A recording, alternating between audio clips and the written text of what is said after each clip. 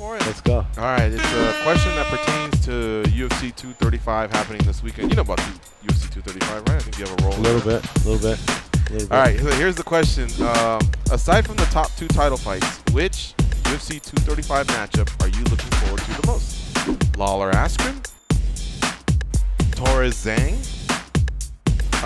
Cody Garbrandt and Pedro Munoz, or other? And if you use other, please expand. You start off, Goes.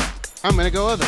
I Oh, rarely really? go other. Yeah, but maybe it's just because we just talked to him, but Jeremy Stevens and Zabit, like, Ooh, that's a great one. oh, man, he really has me believing that. Even before the interview, he said, this guy can actually cause some problems here. Yeah. So I kind of want to see that fight. I think that fight would be a really good one. And if you're telling me to not choose from the top 2, give me that one.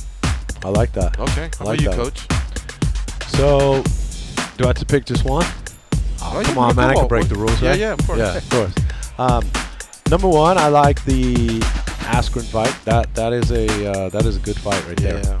That's a fight that everyone I feel has been waiting to see. Is to see what I know what he did in one. We know what he did pre-one. Can he do that at the highest level in the UFC? And I think that's the intriguing part of that matchup, to see, can he go out there and do that to Lawler, who can bring the heat and has really good takedown defense. Plus, he's been colorful. He's had a lot of personality. So Lot a of lot of people are riding with him. Yep. And then there's a few Or they're that hating. they just want to get his butt kicked. Yeah. But, I like that fight a lot.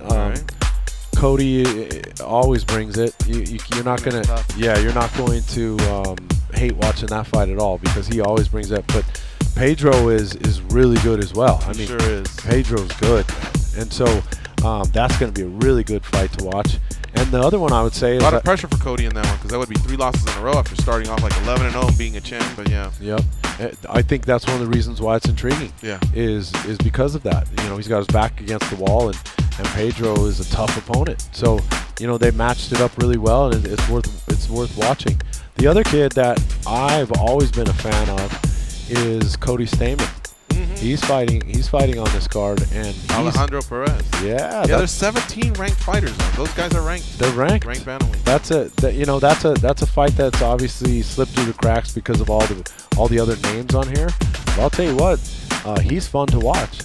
And those two are going to get after it. Yeah. So, you know, if other than the top 2, of course, like you guys said, those would be some fights that I would really want to watch as a fan.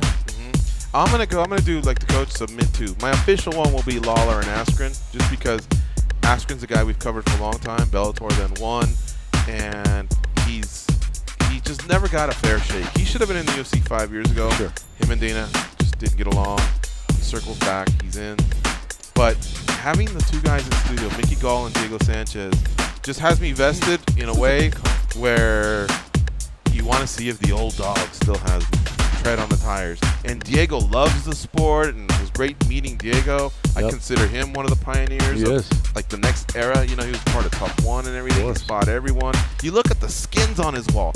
He's beaten Carl Parisian and Nick Diaz and a few other names that I saw in there. And Clay Guida. I was like, holy cow. Diego gets crapped on a little bit because his run as of late was just against tougher dudes, and he came up short. But he's coming off a win, and he's got a lot of really good wins. You know what I mean? Including being a Tough 1 champion and a former King of the Cage champion. And so I was trying to give him as much respect as possible. But, you know, Mickey Gall's a young gun. So we'll see. You know, we'll see if the old dog still has some bite or if the young guy gets over on him. So that's just a subplot that has me interested. But I'm going to go with Lawler Askren. What did Junkie Nation have to say? All right, here's how it broke down. 1,615 votes came in.